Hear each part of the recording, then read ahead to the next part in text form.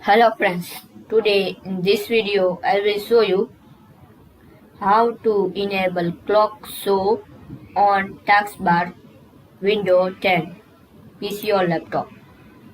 Firstly, you need to click any empty area, right click any empty area. Now click on settings, Taskbar settings. Now you need to scroll down and there is option turn system icon or off. You need to see option clock, enable it. Now you see clock show on taskbar. So this way we can how to enable clock show on taskbar window 10 PC or laptop. Thanks for watching.